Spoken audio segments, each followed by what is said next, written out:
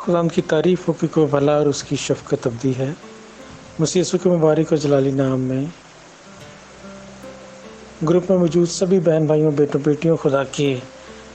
خادموں اور خادماؤں کو میری طرف سے اسلام۔ پیارے عزیزو، آج ہم اپنی مکاشفہ کی کتاب کی بائبل اسٹڈی میں آگے بڑھتے ہوئے ہم پرگمن کی کلیسیا کو لکھوائے جانے والے خط پر غور کریں گے اور اس میں دیکھیں گے کہ کیا پیغام ہے۔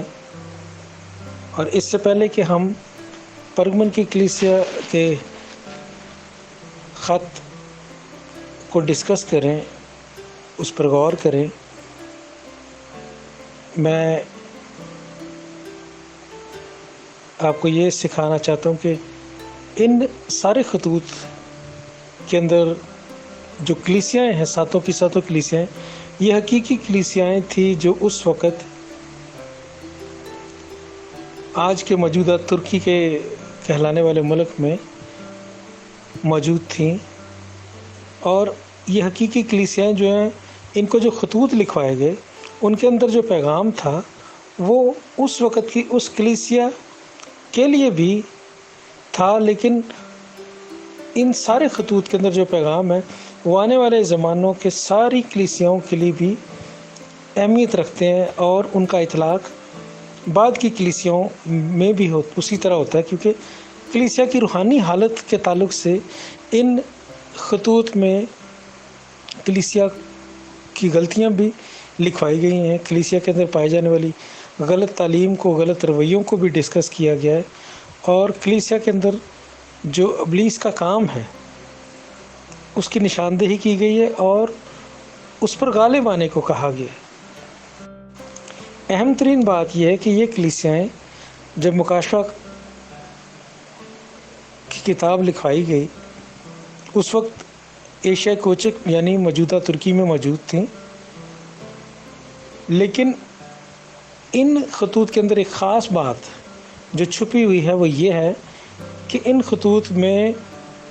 جو عالمگیر کلیسیا ہے، جب سے وہ وجود میں آئی، یعنی پینتیکوس کے دن سن 33 میں جب کلیسیا وجود میں آئی، اس وقت سے لے کر کلیسیا کا زمین پر جو اختتام ہوگا، یعنی کلیسیا کا جو دور ختم ہوگا، جس کو ہم فضل کا دور کہتے ہیں، کلیسیا کا دور کہتے ہیں، کلیسیا کا زمین سے چلے جانا اور ہوا میں اڑ کر یسوع کے ساتھ مل جانا اور یسوع کا استقبال کرنا، اور پھر جو کلیسیا کا جب دور ختم ہو جائے گا اس وقت تک کے عرصے کو اس میں آپ دیکھیں گے کہ کور کیا گیا۔ اور ہم اس بائبل اسٹڈی میں ہم اسی روحانی جو ہے، خاص طور پر جو خدا کا مقصد ہے ان خطوط کو لکھوانے کا، اس پر غور کریں گے کہ جس میں تمام جو کلیسیاں ہیں ان کو خط لکھواتے ہوئے ساری کلیسیا کا جو اس وقت کا حال تھا اور آنے والے زمانوں میں جو کلیسیا کی شکل بدلے گی اس کی طرف اشارہ ہے، اور کلیسیا کیسے کیسے مراحل سے گزرے گی اس کی طرف اشارہ ہے۔ دیکھیں، تفسیریں تو بہت لوگوں نے کی ہیں مکاشفہ کی کتاب کی، اور خاص طور پر جب ان خطوط کو جب لوگ اپنے اپنے انداز میں ان کی تشریح کرتے ہیں تو سبھی بہت اچھی کرتے ہیں، لیکن ہم تفسیر کے ساتھ ساتھ جو اہم بات میں دوبارہ ریپیٹ کر رہا ہوں، ہم یہ دیکھنا چاہتے ہیں کہ ان خطوط کے اندر چھپا ہوا جو خاص پیغام ہے، جب سے کلیسیا وجود میں آئی اس دن سے لے کر جو کلیسیا کا زمین پر پورا ہونے کا جو وقت ہے، اس کی پوری ہسٹری پہلے ہی سے بیان کر دی گئی ہے۔ تو آئیے آج ہم جو پرگمن کی کلیسیا ہے، اس کو جو پیغام ہے اس پر غور کرتے ہیں، اور اس کی ہسٹری یہ ہے کہ یہ جو پرگمن کا علاقہ ہے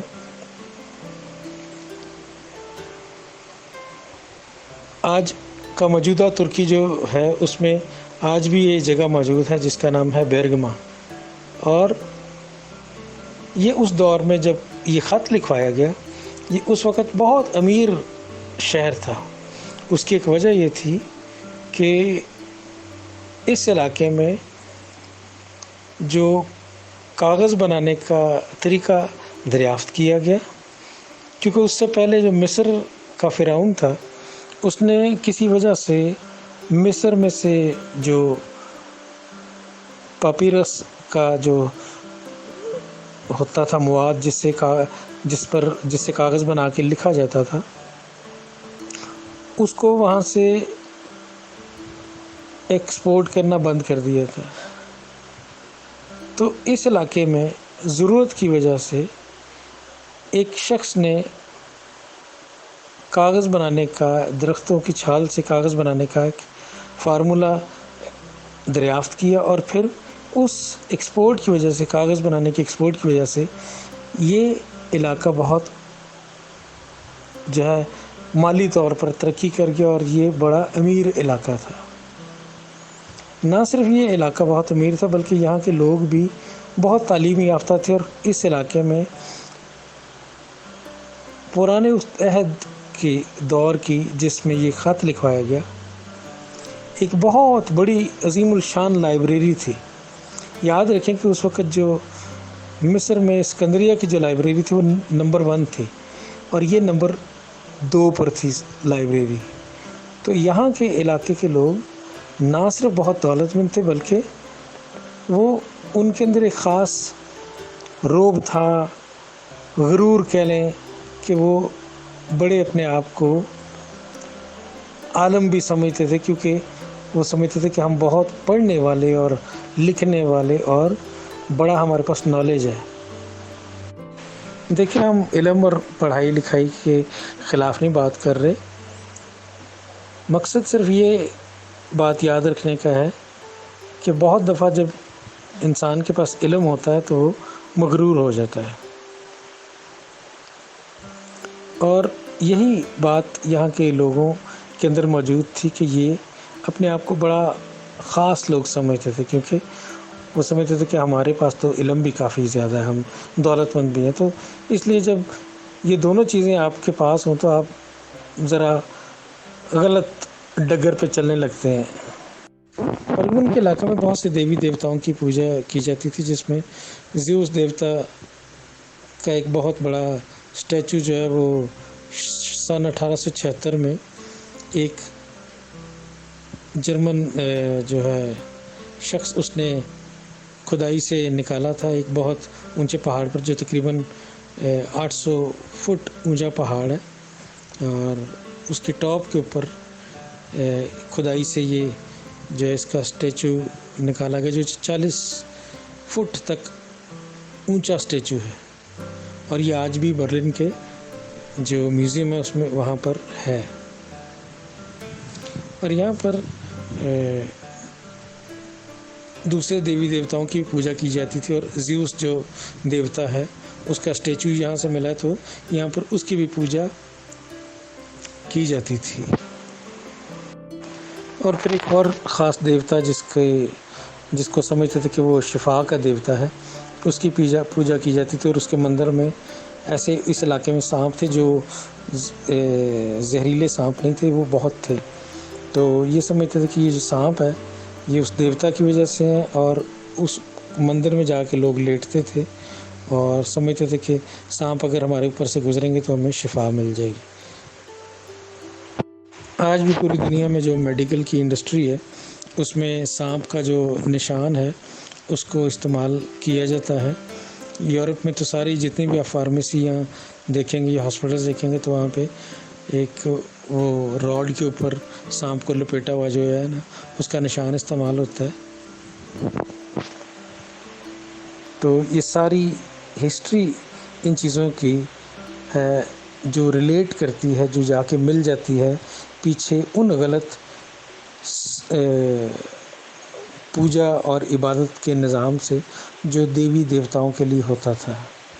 جیسے کہ پچھلے 2 خطوں میں ہم نے دیکھا تھا کہ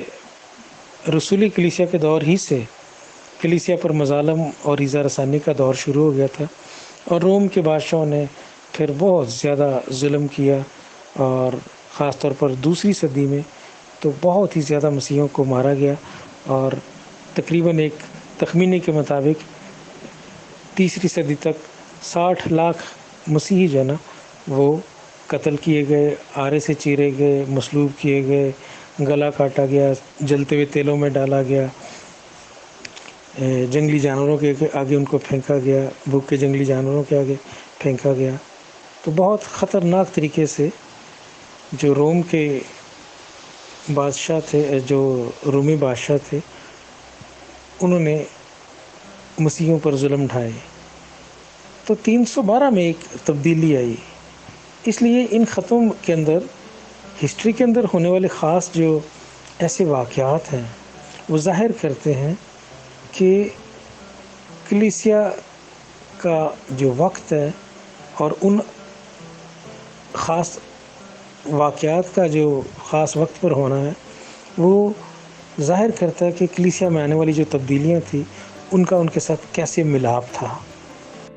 اب سن 312 سن عیسوی میں یعنی AD 312 میں ایک خاص واقعہ ہوا کہ روم کے شہنشاہ کانسٹنٹائن نوپل نے ایک جنگ کے دوران ایک رویا دیکھی۔ اس آسمان پر ایک رویا میں دیکھا اس نے کہ جلتی ہوئی سلیب اسے نظر آئی، اور پھر اسے لاطینی زبان میں آواز سنائی دی کہ یہی نشان ہے، اس سے فتح کر۔ اب اس شہنشاہ نے، کانسٹنٹائن نے، یہ کیا کہ اس نے اس رویا کا یہ مطلب یہ لیا کہ وہ ایک تو خود کرسچن ہو گیا، اور دوسرا اس نے کلیسیا کو اپنا سرکاری مذہب قرار دے دیا، یعنی مسیحیت کو سرکاری مذہب اس نے قرار دے دیا۔ اب یہ سننے میں تو بڑا اچھا لگے گا کہ ایک روم کے شہنشاہ نے کیا کیا کہ وہ خود بھی مسیحی ہو گیا اور پھر اس نے مسیحیت کو سرکاری مذہب قرار دے دیا اس دور کا، کیونکہ وہ تو روم تو اس وقت دنیا کی سپر پاور تھا۔ تو دنیا میں کہیں پر بھی جو مسیحی چھپ کر رہتے تھے رومی شہنشاہوں کے مظالم سے، اور ان کو کسی وقت بھی خطرہ ہوتا تھا کہ انہیں مار دیا جائے گا یسوع کا نام لینے کی وجہ سے، تو اب ان کے لیے تو بالکل فرق ہو گئی بات کہ پہلے انہیں چھپ کر رہنا پڑتا تھا، اب وہ کسی ڈر اور خوف کے بغیر رہ سکتے تھے، کیونکہ جس چیز کو وہ اپنا راستہ سمجھتے تھے، جس کی طرف وہ چل رہے تھے، جس چیز کی وہ تبلیغ کر رہے تھے،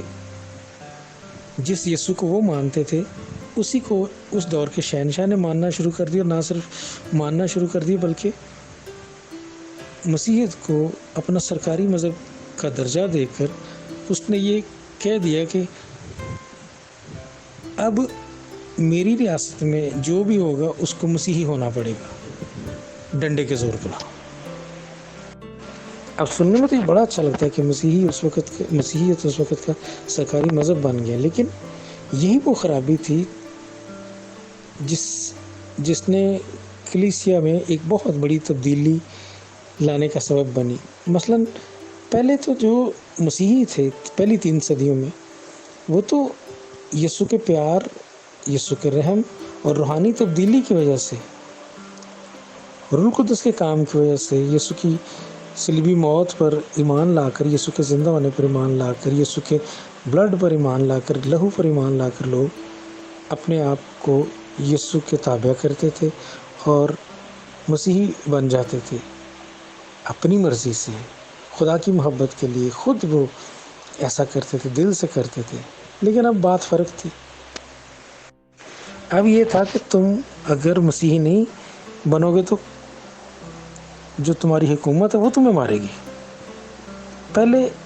مسیحی ہونا جو تھا وہ آپ کے لیے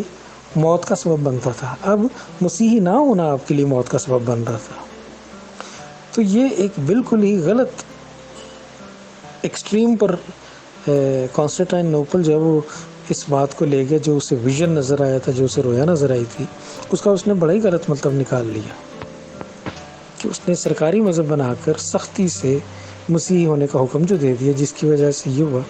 کہ سب لوگ ڈر کے مارے مسیحی بننا شروع ہو گئے، اور یسوع کا انہیں پتہ ہی نہیں تھا۔ ایسے تو کوئی بھی مسیحی نہیں بن سکتا۔ خدا تو دل سے ایمان لانے والوں کو ہی مسیحی سمجھتا ہے۔ جو سمجھ سے دل سے ایمان لاتا ہے، نجات کو سمجھتا ہے، یسوع کو سمجھتا ہے، یسوع کے کفارے پر ایمان لاتا ہے، وہی مسیحی ہوتا ہے خدا کے نزدیک۔ سختی سے، کسی ڈنڈے کے زور سے مسیحی کہلوانے والا جو شخص ہے، وہ تو مسیحی نہیں ہے خدا کی نظر میں۔ تو پہلے تو جب ایذا رسانی کا دور تھا تو مسیحیوں کے لیے خطرے تھے، مصیبتیں تھیں، لیکن اب یہ بات فرق ہو گئی۔ اب سوشل جو ہے اسٹیٹس مسیحیوں کا فرق ہو گیا، جس کی وجہ سے مسیحیت کی جو اصل روح ہے وہ لوگوں میں نہیں تھی، جو اس وقت خوف سے مسیحی ہوئے کہ روم کا شہنشاہ میں مروا دے گا اگر مسیحی نہیں ہوں گے۔ تو جس وجہ سے ایک ایسی مسیحیوں کی کھیپ تیار ہو گئی جو در حقیقت دل سے مسیحی نہیں تھے، اور پھر کیا ہوا کہ ان کا جو اندر سے کلچر تھا، جو چیزیں جو ان کے اندر موجود تھیں، وہ ان کی زندگی میں بھی موجود رہیں، لیکن ظاہری طور پر وہ اپنے آپ کو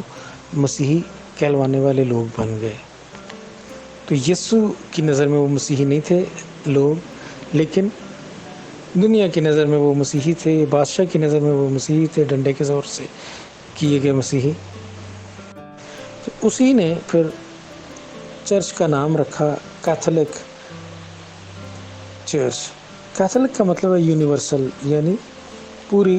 روئے زمین کا ایک ہی مذہب، کیونکہ ان کی حکومت تھی دنیا کے سب سے زیادہ بڑے بڑے علاقوں پر۔ روم اس وقت سلطنت تھی دنیا کی سب سے بڑی۔ تو اسی دور میں پھر پہلی دفعہ یہ ہوا کہ ایک خرابی جو اور نظر آئی، جو کہ بائبل کی تعلیم نہیں تھی، وہ یہ تھی کہ فرشتوں کی پوجا بھی کی گئی، فرشتوں کی بھی کے لیے بھی لوگوں سے عبادت کروائی گئی، اور پھر ساتھ ہی مقدسین کی عبادت بھی شروع ہوئی اسی دور میں۔ جو سن 312 سے آگے کا جو دور ہے کلیسیا میں، کلیسیا کی روحانی جو ہے شکل وہ بدلتی گئی، اور جو حقیقی اور سچے مسیحی تھے وہ بہت ہی قلیل تھے، اور وہ دنیا میں انڈر گراؤنڈ، اور جو کہہ لیں کہ جن کو زیادہ پذیرائی نہیں تھی، کیونکہ جو اسٹیٹ چرچ تھا، جو ریاست کی جو کلیسیا تھی، اسی کو ہر جگہ پروموٹ کیا گیا، اسی کے جھنڈے تلے جو ہے نا لوگوں کو گزرنے اور رہنے کا حکم دیا گیا۔ اب یہ جو کانسٹنٹائن بادشاہ تھا، اس نے ایک اور بھی چیز کی کہ اس نے اپنا جو دارالخلافہ تھا، وہ جو موجودہ استنبول ہے، اس کو بنایا، جس کا نام قسطنطنیہ تھا اس دور میں۔ تو یہ بھی ایک تبدیلی تھی، اور یہ آگے جب ہم اگلی کلیسیا کو ڈسکس کریں گے تو اس میں آپ کو میں یہ بات یاد کراؤں گا کہ اس میں پھر آپ کو سمجھ آئے گی کہ کیوں میں یہ بات بتا رہا تھا۔ اس کلیسیا کے دور میں جو تبدیلیاں اور جو بڑے بڑے واقعات ہیں، کیوں اس میں اس بات کو بھی یاد رکھنا ضروری ہوگا کہ اس نے ہی اپنا جو دارالحکومت تھا موجودہ استنبول کو، قسطنطنیہ کو بنایا تھا۔ اس وقت اس کا پرانا نام قسطنطنیہ تھا، استنبول کا، اور یہ نام اس کے اپنے نام کی مناسبت سے رکھا گیا، قسطنطنیہ، کانسٹنٹائن کے نام سے۔ آئیے اب ہم اس خط کے آیات کو پڑھتے ہیں اور اس کی تفسیر کی طرف دھیان دیتے ہیں۔ یہ تو خاص ہسٹری تھی جو بتانا ضروری تھی، تاکہ جب ہم ان خطوط کو مکمل کر لیں تو ہمیں ایک کلیئر پکچر نظر آ سکے کہ کلیسیا کی جو ہسٹری ہے وہ کیسے چلتی آ رہی ہے اور کس طرف جا رہی ہے۔ یہاں پر لکھا ہے 12ویں آیت سے میں آگے پڑھوں گا، مکاشفہ کی کتاب، اس کا 2 باب 12ویں آیت سے لے کے آج ہم پڑھیں گے 17वीं आयत तक, जो परगमन की कलीसिया को पैगाम दिया गया है।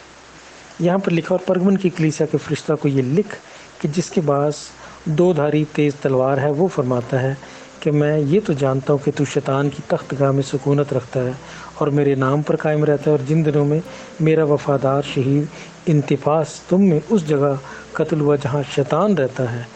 उन दिनों में भी तूने मुझ पर ईमान रखने से इनकार नहीं किया। आमीन। ये मैंने अभी 12वीं और 13वीं आयत पढ़ी है। तो यहाँ पर यीशु का जो तारफ़ है वो इस ख़त के शुरू में इस तरह से करवाया जा रहा है कि जिसके पास 2 धारी तेज़ तलवार है, वो ये कह रहा है। अब 2 धारी तेज़ तलवार सिर्फ़ और सिर्फ यीशु के पास है, क्योंकि यीशु ही कलमा खुदा है, और यीशु का कलाम जो है वो 2 धारी तेज़ तलवार है। हालेलुया। कि वो ये फरमा रहा है, जिसके पास 2 धारी तेज़ तलवार है, वो ये फरमा रहा है कि मैं ये जानता हूँ कि तू शैतान की तख्तगाह में सुकूनत रखता है। इसी इलाके के से जो ज़्यूस का जो तख्त था, उसको भी ले जाकर जर्मन लोगों ने उसमें उनका जो बर्लिन का अजाइब घर है, म्यूज़ियम है, उसमें रखा हुआ है। तो यहाँ पर सचमुच जो ज़्यूस देवता थी, उसकी जो पूजा की जाती थी, वो इस चीज़ का निशान था कि यहाँ पर शैतान की ये सुकूनत गाह है। देखिए, हर ख़त में यीशु नासरी कलीसिया की पहले तारीफ़ कर रहे हैं। जो उस कलीसिया के अंदर अच्छे काम हो रहे हैं, उनकी तरफ जो है ना यीशु का ध्यान है, और यीशु उनको कलीसिया को शाबाश दे रहे हैं कि ये काम तूने अच्छा किया, तुम्हारे कलीसिया में ये काम अच्छा हुआ। तो इस चर्च में भी, इस कलीसिया को भी जब ख़त लिखवाया जा रहा है, तो सबसे पहले उनकी अच्छाई और उनके जो अच्छे काम हैं खुदावंद के लिए जो उन्होंने किए, उनकी तरफ पहले, उनकी बात पहले की जा रही है। जो शाबाश उन्हें मिलनी चाहिए, पहले उनको शाबाश दी जा रही है। और वो क्या बात कही जा रही है कि मैं ये तो जानता हूँ कि तू शैतान की तख्तगाह में सुकूनत रखता और मेरे नाम पर कायम रहता है, और जिन दिनों में मेरा वफादार शहीद इंतिफास तुम्हें उस जगह कत्ल हुआ जहाँ शैतान रहता है, उन दिनों में भी तुमने मुझ पर ईमान रखने से इनकार नहीं किया। हालेलुया। याद रखें कि यीशु ने कहा था कि अगर तुम आदमियों के सामने मेरा इनकार करोगे, तो मैं भी अपने बाप के सामने तुम्हारा इनकार करूँगा, और अगर तुम आदमियों के सामने मेरा इकरार करोगे, तो मैं अपने बाप और उसके फरिश्तों के सामने तुम्हारा इकरार करूँगा। तो जो यीशु का इकरार करता है, जो यीशु की गवाही देने पर कायम रहता है, किसी बात से ही नहीं डरता, और इस बात तक वफादार रहता है कि अगर उसे जान भी देनी पड़े तो वो यीशु की गवाही देने से बाज नहीं आएगा। तो यीशु ऐसे लोगों की, ऐसी कलीसिया की जो ना वो बड़ी कदर करता है और उनको शाबाश देता है हमेशा। अब यहाँ पर यीशु नासरी एक शख्स इंतफास का नाम ले रहे हैं, जिसका इंजील मुक़द्दस में कहीं और जिक्र नहीं है। ये शख्स कौन था हम नहीं जानते, लेकिन चूँकि उसका नाम लिया जा रहा है इस कलीसिया के लिए लिखवाए जाने वाले ख़त में, तो हम सचमुच जान सकते हैं कि ये उसी कलीसिया का, उस दौर का कोई मेंबर था, जो यीशु के लिए बहुत बड़े शहीद के तौर पर जिसने अपनी जान दी, इस चर्च के मेंबर ने, इस कलीसिया के एक शख्स ने। तो यीशु नासरी ख़त लिखवाते हुए उसका नाम लेकर उसकी तारीफ़ कर रहे हैं और उसको याद कर रहे हैं, और कलीसिया को भी याद करवा रहे हैं कि मुझे तुम सब लोगों के नाम बनाम पता होता है जो मेरे लिए कुछ बड़ा करते हो। तो ये याद रखें कि जब भी आप और मैं कुछ भी यीशु के लिए बड़ा करेंगे, तो वो यीशु ने हमेशा उसका रिकॉर्ड रखा है, और वो नाम बनाम हम सबको जानता है, और उससे पता है कि हम उसके लिए क्या क्या कर रहे हैं। जब हम उसके लिए दुख सहते हैं, मुसीबत उठाते हैं, गरीबी में, दुख में, तकलीफ़ में, मुसीबत में, हम उससे प्यार करते रहते और कभी अपनी गवाही को कमज़ोर नहीं होने देते और उस पर आँच नहीं आने देते, और यीशु नाम से शर्माते नहीं हैं, डरते नहीं हैं, घबराते नहीं हैं, तो हमारा कद खुदा में बढ़ता जाता है और हम आसमान पर यकीनन मकबूल शख्स बन जाते हैं। क्योंकि जिसको यीशु याद रखे, जिसकी यीशु तारीफ़ करे, वो सचमुच तारीफ़ के लायक ही होगा। اب اگلی 14ویں آیت میں لکھا ہے لیکن مجھے چند باتوں کی تجھ سے شکایت ہے، اس لیے کہ تیرے ہاں بعض لوگ بلام کی تعلیم ماننے والے ہیں، جس نے بلک کو بنی اسرائیل کے سامنے ٹھوکر کھلانے والی چیز رکھنے کی تعلیم دی، یعنی یہ کہ وہ بتوں کی قربانیاں کھائیں اور حرام کاری کریں۔ چنانچہ تیرے ہاں بھی بعض لوگ اسی طرح نکیلیوں کی تعلیم ماننے والے ہیں، پس توبہ کر، نہیں تو میں تیرے پاس جلد آ کر اپنے منہ کی تلوار سے ان کے ساتھ لڑوں گا۔ اب دیکھیں بلام ایک ایسا نبی تھا جو جب قوم بنی اسرائیل ملک مصر سے نکل کر وعدہ کی سرزمین میں داخل ہو رہی تھی تو وہ دنیا کے جو دوسرے اس وقت راستے میں ان سے لڑنے والے جتنے بھی فوج آتے تھے بادشاہ اور ان کی فوجیں، تو وہ ان کو مارتے ہوئے چلے آ رہے تھے۔ تو جب ان کا لشکر اتنا بڑا چلا آ رہا تھا تو مواب کے بادشاہ نے، جس کا نام بلق تھا، اگر آپ گنتی کی کتاب کے 22ویں 23ویں 24ویں باب کو پڑھیں تو آپ کو وہاں پر بلام کی کہانی مل جائے گی، جس میں وہ مواب کا جو بادشاہ ہے بلق، وہ سوچتا ہے کہ میں تو ان سے اتنی بڑی قوم، اتنا بڑا جو لشکر آ رہا ہے سارے بادشاہوں کو مارتا ہوا، تو میں ان کے خلاف نہیں لڑ سکتا کیونکہ ان کے ساتھ ان کا خدا ہے اور وہ سب سارے دیوی دیوتاؤں سے بڑا ہے اور وہ سب کو مارتے چلے آ رہے ہیں۔ تو پھر اس نے کیا کیا،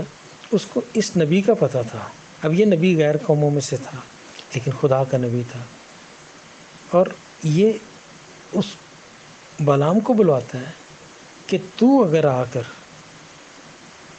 اس قوم پر جو بنی اسرائیل کا لشکر آ رہا ہے ان پر لعنت کرے تو میں تجھے بہت انعام، بہت پیسہ دوں گا۔ اب بلام جب جاتا ہے تو راستے میں یہ کہانی جب آپ پڑھیں گے تو وہاں پر جس گدی پہ سوار ہو کے جاتا ہے اس کے آگے فرشتہ کھڑا ہوتا ہے اور اس کو آگے بڑھنے نہیں دیتا، اور گدی نیچے زمین پر بیٹھ جاتی ہے اور بلام اسے مارتا اور پھر گدی بول اٹھتی ہے انسانی زبان میں کہ میری کیا غلطی ہے۔ یہ کہانی بڑی مشہور ہے، آپ اسے پڑھیے گا، اور پھر بلام کی آنکھیں کھل جاتی اور اسے بھی وہ فرشتہ نظر آ جاتا جو ہاتھ میں تلوار لیے ہوئے کھڑا ہوتا ہے۔ قصہ مختصر یہ کہ بلام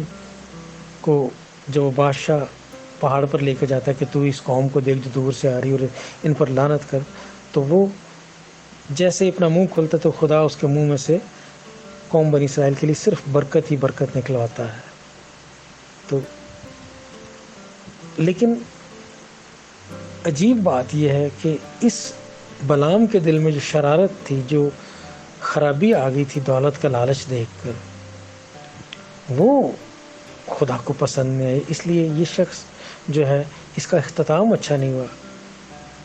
یشوع نے جو موسیٰ کا شاگرد تھا، موسیٰ کے بعد قوم بنی اسرائیل کو آگے لے کر جانے والا لیڈر تھا، اس نے اور قوم بنی اسرائیل نے پھر پتہ اس بلام کو جو ہے، اگر آپ 13ویں باب کی 22ویں آیت پڑھیں گے یشوع کی تو وہاں پر پھر آپ دیکھیں گے کہ وہاں پر لکھا ہوا ہے کہ یہ قوم بنی اسرائیل میں جو تھا نا فال نکالنے والا نجومی بن گیا تھا، تو انہوں نے پھر اس کو مار دیا تھا۔ خرابی اس نے یہ پیدا کی تھی کہ جو ہسٹری بتاتی ہے، جو جس میں جو ریبینیکل لٹریچر ہے وہ بھی یہ سکھاتا ہے کہ بلام جو ہے نا یہ بنی اسرائیل کے لیے ایک برے نبی کے طور پر اس کو انہوں نے پینٹ کیا ہے، کیونکہ یہ وہ شخص ہے پھر جس نے، اگر خدا نے تو اس کو لعنت نہیں کرنے دی، لیکن پھر اس نے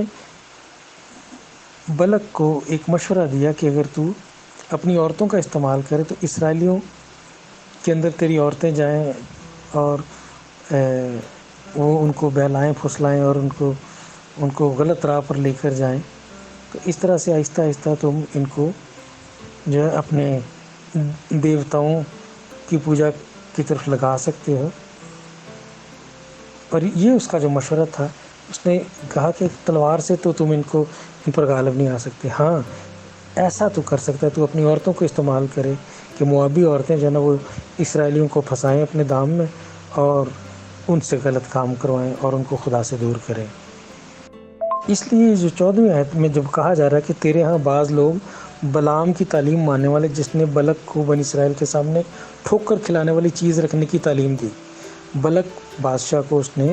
بنی اسرائیل کے سامنے ٹھوکر کھلانے والی چیز رکھنے کی تعلیم دی، یعنی یہ کہ وہ بتوں کی قربانیاں کھائیں، کہ اس کا یہ نقصان ہوا کہ اس کی وجہ سے قوم بنی اسرائیل کے لوگ بتوں کی قربانیاں کھانے شروع ہو گئے اور حرام کاری کرنا شروع ہو گئے، کہ اپنی بیویوں کے بجائے وہ ان دوسری عورتوں کے ساتھ جو ہے وہ ہم بستری کرنا شروع ہو گئے۔ تو 15ویں آیت پر کہتی ہے چنانچہ تیرے ہاں بھی بعض لوگ اسی طرح نکیلیوں کی تعلیم کے ماننے والے ہیں۔ اب ساتھ میں بلعام اور نکیلیوں کی تعلیم دونوں کا ذکر ہو رہا ہے۔ تو نکیلیوں کی تعلیم کے بارے میں کوئی خاص انفارمیشن موجود نہیں ہے، لیکن جو کچھ لوگ یہ مانتے ہیں کہ اعمال کی کتاب میں جو نیکلاؤس ہے شاید وہی بعد میں غلط تعلیم لانے والا چرچ میں بنا تھا، لیکن اس کے متعلق کوئی اوتھینٹک بات نہیں کہی جا سکتی۔ لیکن چونکہ یسوع لکھوا رہے ہیں کہ نکیلیوں کی تعلیم، کوئی اس دور میں کچھ نکیلیوں کا کوئی فرقہ جو ہوگا جو غلط تعلیم لے کر آ گیا ہوگا چرچ میں ایسے لوگ آگے ہوں گے جو نکیلیوں کی تعلیم سیکھ کر اس کو بھی چرچ کا حصہ انہوں نے بنا دیا ہوگا، کہ ساتھ میں چرچ کا بھی تعلیم کو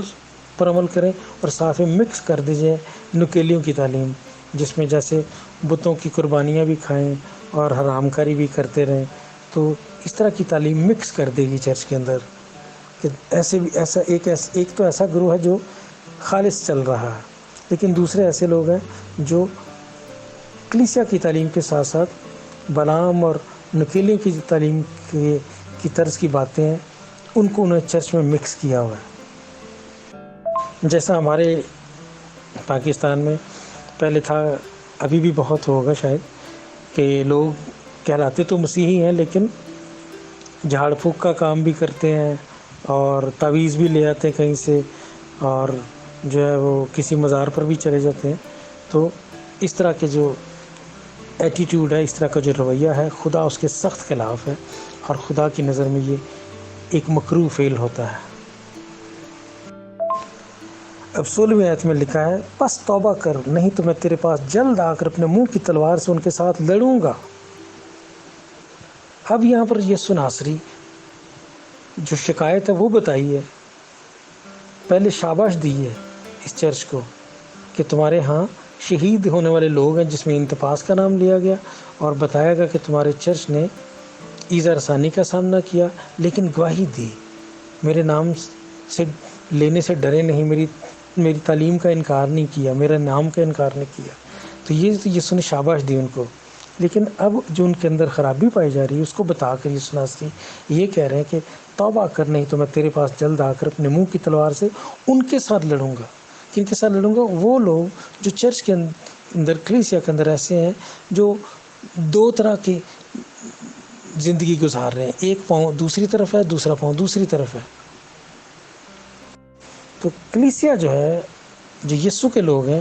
ان کے دو چہرے نہیں ہو سکتے، ان کا صرف ایک ہی چہرہ ہو سکتا ہے۔ نہ ان کی کوئی پرائیویٹ زندگی ہوتی ہے، نہ ان کی کوئی باہر زندگی ہوتی ہے، اندر باہر، گھر میں باہر، ہر جگہ ایک ہی ان کی زندگی ہوتی ہے، ایک ہی چہرہ ہوتا ہے۔ کلیسیا میں بھی، اپنے آفس میں بھی، ہر جگہ بھی، جہاں بھی وہ جائیں ان کا ایک ہی چہرہ ہوتا ہے۔ ان کے پاس دو رویے نہیں ہو سکتے، دو قسم کی تعلیم نہیں ہو سکتی، دو قسم کی جو شخصیات نہیں ان کے اندر ہو سکتی۔ تو ہم سب کو غور کرنا ہوگا اپنے اپنے رویوں پر، اپنی اپنی سوچوں پر، اپنے خیالوں پر، اور ان باتوں پر کہ کیا ہمارے اندر تو ایسا کوئی بات نہیں ہے کہ ہم تو دنیا کے ساتھ چلتے چلتے دنیا کے ایسے کلچر کو اپنے اندر تو نہیں لے آئے، یا اپنے گھر میں یا اپنی کلیسیا میں، کہ جو مسیحیوں کے لیے کو زیب نہیں دیتا، جو ایسی چیزیں جن کے یسوع خلاف ہے۔ دیکھیں میرے پیارے عزیزو، اگر ہم نے بھی دنیا ہی کی طرح کی زندگی گزارنی ہے تو پھر دنیا میں اور ہمارے اندر کوئی فرق نہیں ہے۔ کلیسیا کو فرق نظر آنا چاہیے۔ کلیسیا دنیا کے اندر روشنی پھیلانے کے لیے بنائی گئی ہے۔ کلیسیا دنیا کو جہالت اور تاریکی سے بچانے کے لیے بنائی گئی ہے۔ کلیسیا دنیا کو ابلیس سے بچانے کے لیے بنائی گئی۔ کلیسیا دنیا کو ابلیس پر فتح دینے کے لیے بنائی گئی، نہ کہ یہ اس لیے بنائی گئی ہے کہ وہ ابلیس کا ساتھی بن جائے یا ابلیس سے خود مار کھائے۔ کلیسیا کا کام ہے ابلیس کے کاموں کو نیست کرنا اور ابلیس کے پنجے سے لوگوں کو چھڑانا۔ ہاللیلویہ۔ مگر افسوس کہ یہ جو پرگمن کی کلیسیا ہے، یہ ایک ایسی کلیسیا ہے جس نے شاید دنیا کے ساتھ اتحاد کیا ہوا تھا، دنیا کی تعلیمات کو بھی چرچ کے اندر ایکسیپٹ کیا جا رہا تھا۔ آج بھی بہت سے ایسے چرچز ہیں جو بڑے اوپن مائنڈڈ چرچز بنتے ہیں اور ایسی باتوں کو انہوں نے کلیسیا کا حصہ بنا لیا ہوا ہے جو کہ یسوع کی تعلیم کے خلاف باتیں ہیں۔ تو ہمیں اپنے گھروں میں بھی، اپنی چرچز میں بھی ان باتوں کو دیکھنا ہوگا اور ان کو نکالنا ہوگا کلیسیا میں سے۔ اب یسوع کا یہ کہنا کہ میں اپنے منہ کی تلوار سے ان کے ساتھ لڑوں گا، اس کا مطلب ہے کہ یسوع کہہ رہا ہے کہ میں ان کی عدالت کروں گا، ان کو بے سزا نہ چھوڑوں گا۔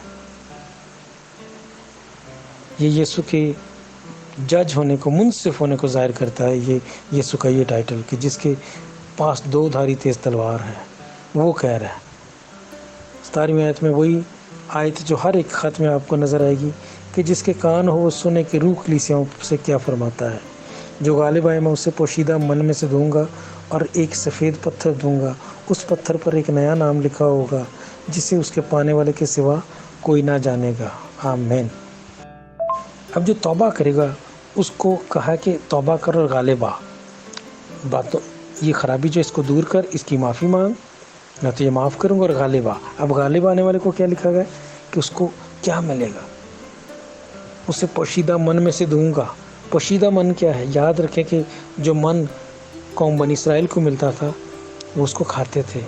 یہاں پہ پوشیدہ من کی بات کی گئی ہے۔ اور یوحنا کی انجیل میں یسوع نے کیا کہا؟ جو روٹی آسمان سے اتری وہ میں ہوں، یعنی جو تم نے پہلے بیابان میں من کھایا وہ کھا کر تو تمہارے باپ دادا مر گئے، لیکن حقیقی زندگی کی روٹی میں ہوں جو آسمان سے اتری ہوں۔ یعنی یسوع یہ کہہ رہے تھے کہ تم مجھے کھانا، میرے کلام کو سیکھو، میری تعلیم پر عمل کرنا، میں ہوں وہ زندگی کی روٹی۔ تو یعنی اس کا مطلب یہ کہ پوشیدہ من میں سے کھانے کے دوں گا، کہنے کا مطلب ہے کہ یسوع اسے کہہ رہے کہ میں تجھ سے خود ملاپ کروں گا، میں تجھے اپنا آپ دوں گا، یعنی میں تجھے کوئی خاص تجربہ دوں گا جو تو دیکھ سکے گا کہ تجھے میں نے کیسی برکت دی ہے۔ اپنے آپ کو یسوع نے کہا جو میرے حکموں پر عمل کرے گا میں اپنے آپ کو اس پر ظاہر کروں گا۔ یوحنا کی انجیل میں اسی تجربے کی یسوع ناصری بات کر رہے ہیں کہ میں اسے پوشیدہ من میں سے دوں گا۔ دنیا کے ساتھ سمجھوتا نہیں کرنا بلکہ دنیا میں سے، اور پھر ساتھ ایک اور وعدہ کہ اسے ایک سفید پتھر دوں گا اور اس پتھر پر ایک نیا نام لکھا ہوا ہوگا جسے اس کے پانے والے کے سوا اور کوئی نہ جانے گا۔ ہاللیلویہ۔ یہ جو نام ہے نا، اس کا بائبل مقدس میں بڑا اہم مقام ہے۔ جب ہمیں یسوع نام ملا تو یسوع نام کے اندر جو اختیار ہے اس سے ابلیس بھی ڈرتا ہے، ابلیسی طاقتیں بھی ڈرتے ہیں، بدروہیں بھی ڈرتی ہیں، بیماریاں بھی ڈرتی ہیں، اور ہر ایک گھٹنا اس یسوع نام کے آگے جھک جاتا ہے، کیونکہ یسوع نام کی جو قدرت ہے وہ سب سے بڑھ کر ہے۔ اس لیے کہ ہمیں آسمان اور زمین میں اور کوئی نام نہیں بخشا گیا جس کے وسیلے سے زمین پر آدمیوں کے لیے نجات ممکن ہو سکے، صرف یسوع کا نام بخشا گیا۔ اس لیے نام جو ہے نا وہ خدا کے نزدیک بڑی اہم بات ہے۔ یسوع ناصری بھی جب یوحنا کی انجیل کے 17ویں باب میں باپ سے آسمان پر جانے سے پہلے دعا کرتے ہیں تو وہ پتہ کیا کہہ رہے ہیں باپ کو؟ کیا باپ تیرے اس نام کی وجہ سے جو تو نے مجھے بخشا تھا میں نے ان کی حفاظت کی ہے، ان کو بچایا ہے۔ تو یہ جو نام ہے اس کے اندر بڑی قدرت ہوتی ہے۔ فرق نام، خدا کے جو فرق نام ہے ان سے فرق جو ہے نا وہ کام ہوتے ہیں، جیسے یہ ہوا یری مہیا کرنے والا خدا۔ تو نام کی جو قدرت ہے اور اس کے جو معنی ہیں، اس کی جو برکت ہوتی ہے وہ بڑی اہم ہوتی ہے۔ تو یہاں پہ لکھا ہے اسے ایک سفید پتھر دوں گا اور اس پر ایک نیا نام لکھا ہوگا جسے اس کے پانے والے کے علاوہ اور کوئی نہیں جانے گا۔ تو یہ بہت بڑی اجر خداوند یسوع نے غالب آنے والوں کے لیے رکھے ہیں۔ تو آپ کو اور مجھے غالب آنے والے بننا ہے۔ ہم نے دنیا کے ساتھ سمجھوتا نہیں کرنا بلکہ دنیا میں سے الگ اپنی شناخت کو قائم رکھنا ہے یسوع مسیح میں۔ خداوند آپ سب کو برکت دے، یسوع مسیح میں بنے رہیں، سجے رہیں، اور یاد رکھیں کہ آپ خداوند کی صورت اور شبیہ پر بنائے گئے تھے۔ آپ کو یسوع نے اپنی صورت اور شبیہ پر پیدا کیا ہے، آپ باپ کی صورت اور شبیہ پر پیدا ہوئے ہیں۔ تو باپ کی صورت اور شبیہ میں پاکیزگی ہوتی ہے۔ خداوند یسوع پاکیزگی اور سچائی کا دوسرا نام ہے۔ خداوند آپ کو برکت دے۔ God bless you all.